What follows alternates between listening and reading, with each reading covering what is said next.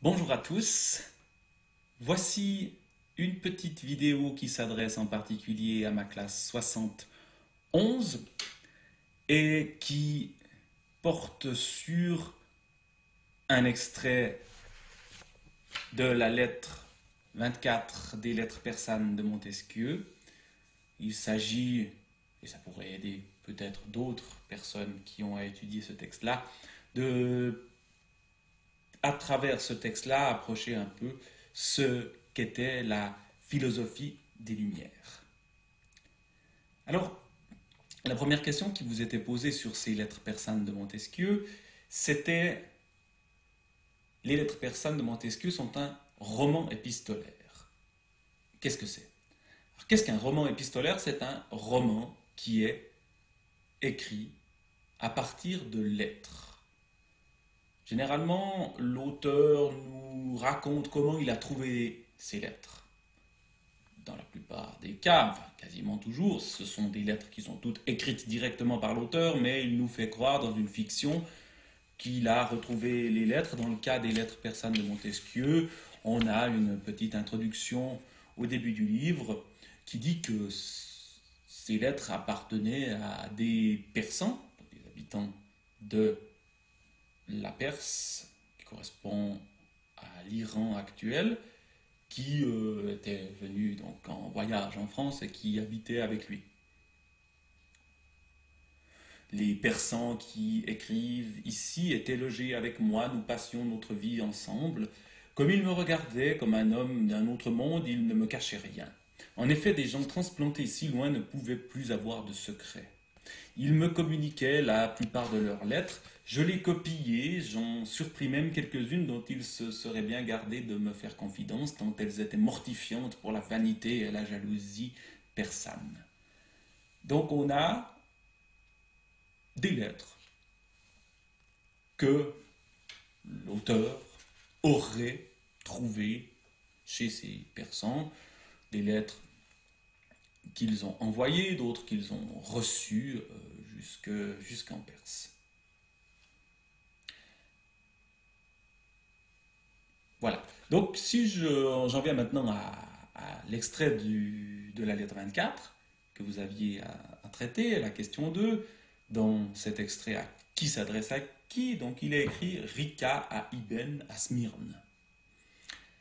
Donc, c'est un personnage qui s'appelle Rika, qui est un persan, donc un Iranien, qui écrit à un certain Ibn, qui est un de ses amis, persan lui aussi, qui se trouve à Smyrne. Smyrne, c'est une ville aujourd'hui en Turquie, sur la côte méditerranéenne de la Turquie.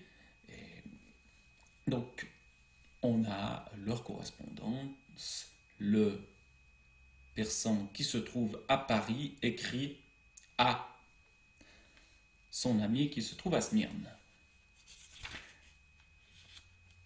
On a même plus de précision si on lit la lettre en entier. À la fin, il est écrit de Paris le 4 de la lune de Rébiab de 1712.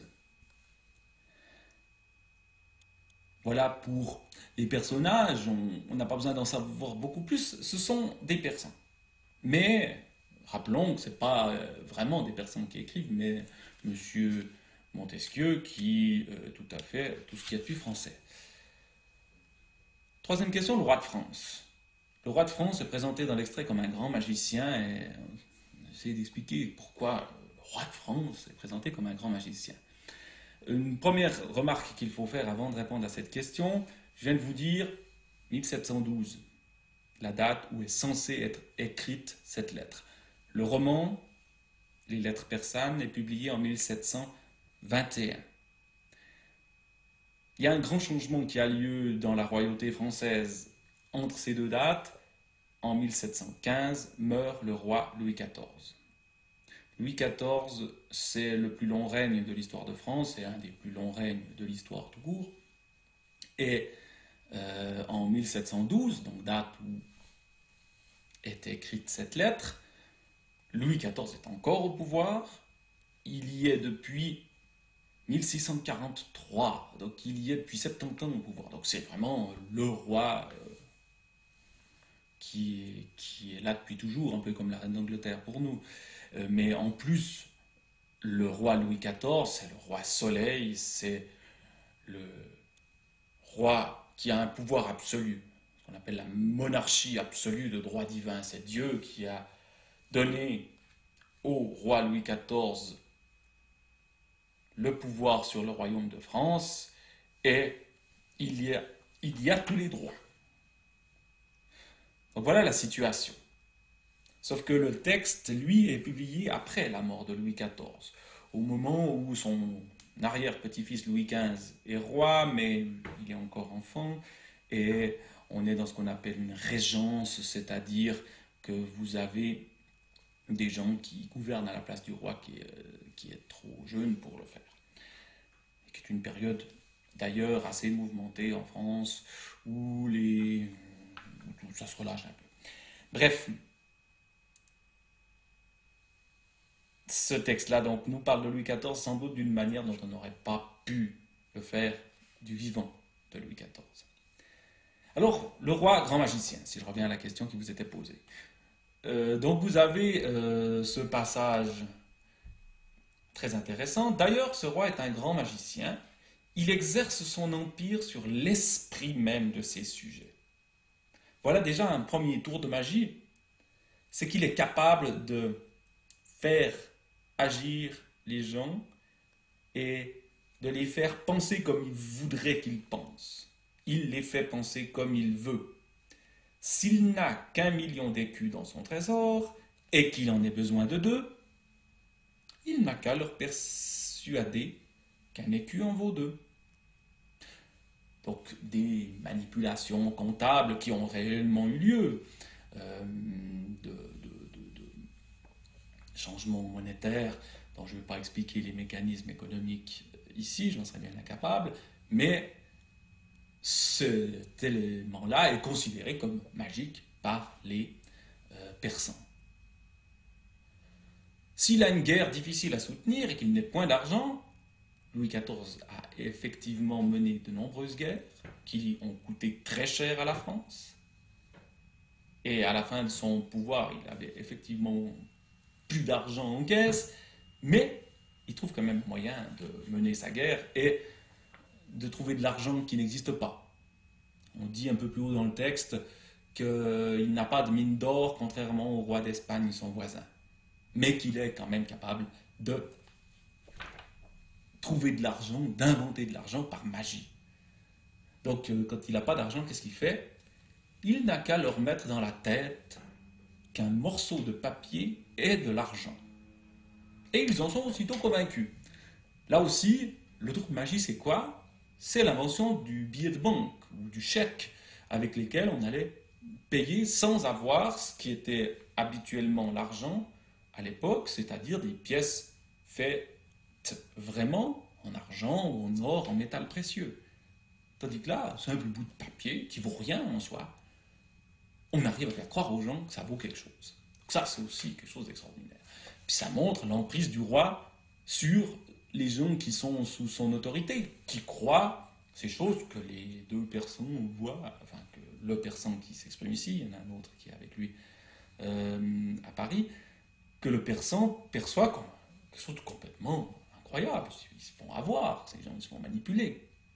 Et ça va même plus loin. Il y a une autre chose, qui est une allusion qui est peut-être pas facile à comprendre. On nous dit, il va même jusqu'à leur faire croire qu'il les guérit de toutes sortes de maux en les touchant. Ça, c'est une vieille tradition française des rois de France qui étaient réputés guérir ce qu'on appelait les écrouelles. Et les gens qui souffraient de cette maladie de la peau, je crois, se pressaient au moment où le roi était sacré et allaient toucher le roi, ou si le roi les touchait, on prétendait qu'il guérissait. Alors comme mode de guérison, si ça marchait, on aurait peut-être déjà vaincu le coronavirus avec des méthodes comme ça. Donc évidemment, nos deux personnes, et Rika ici, trouvent ça quand même assez surprenant. Et comment les gens peuvent croire quelque chose de pareil. tant est grande la force et la puissance qu'il a sur les esprits. Donc vraiment, le roi Louis XIV ici est capable de faire croire aux gens de France n'importe quoi. Même des choses qui sont complètement loufoques, complètement incroyables. Et là j'en viens à la question suivante, c'est pas le seul, puisque vous avez un autre grand magicien, peut-être même encore plus puissant, qui s'appelle le pape. Alors là aussi, on nous dit des choses qui peuvent paraître extraordinaires. Ce magicien s'appelle le pape. Tantôt, il lui fait croire, donc toujours au peuple, aux chrétiens dans ce cas-là, il lui fait croire que trois ne sont qu'un. Trois ne sont qu'un, c'est la croyance chrétienne par excellence qu'on appelle la Trinité. C'est-à-dire que Dieu, il y a un seul Dieu, mais ce Dieu est formé par trois personnes. Dieu le Père, le Fils, c'est-à-dire Jésus, et le Saint-Esprit qui relie le Père et le Fils. Et donc Dieu, c'est à la fois un et à la fois trois dans la croyance chrétienne. Alors pour quelqu'un comme notre Père Sang ici, c'est une croyance très très bizarre. Parce que soit on n'a qu'un seul Dieu, soit on en a plusieurs. Et les Persans, à cette époque-là, sont de religion musulmane.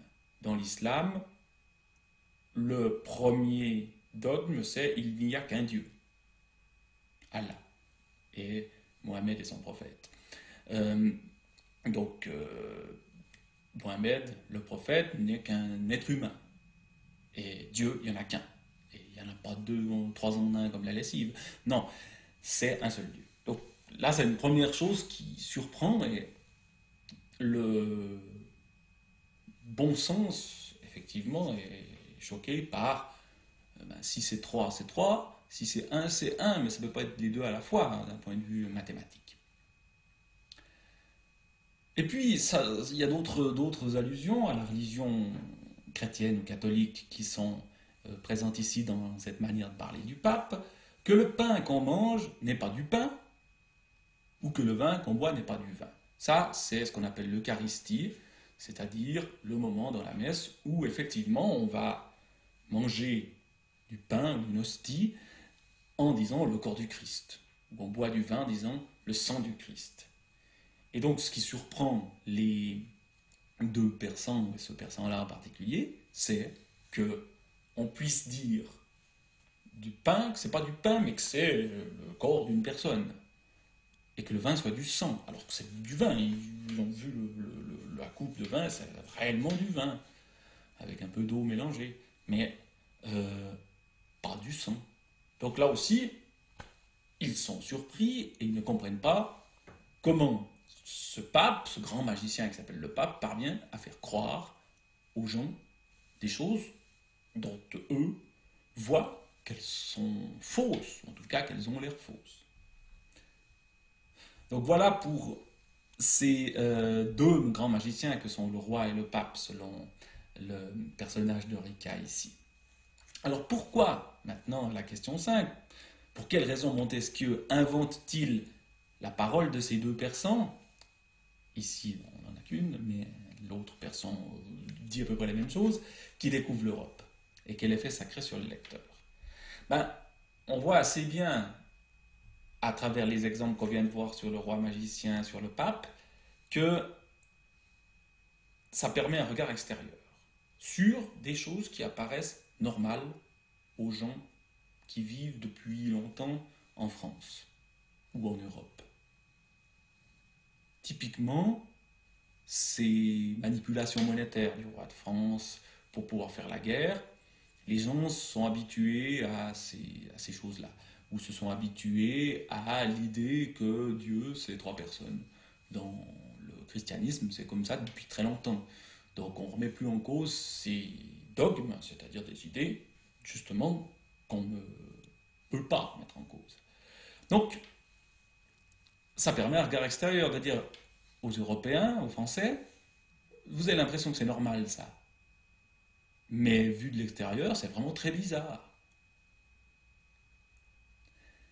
ça permet aussi une critique des pouvoirs très forts du roi, pouvoir absolu, et encore plus fort du pape, de la religion. On ne critique pas la religion à cette époque-là, mais là, justement, Montesquieu peut critiquer la religion, mais de manière indirecte.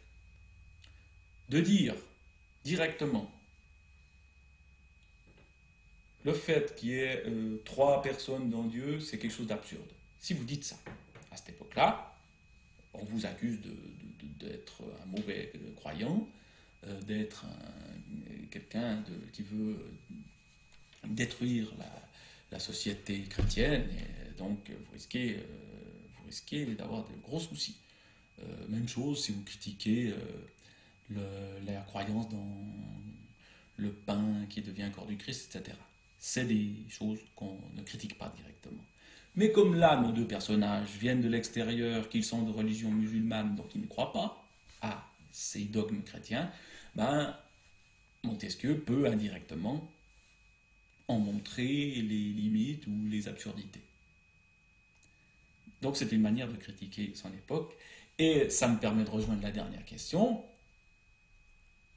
En quoi ceci est typique des Lumières? Ben justement, les Lumières veulent réfléchir par elles-mêmes. Les gens, tous les gens, doivent être capables de réfléchir par eux-mêmes.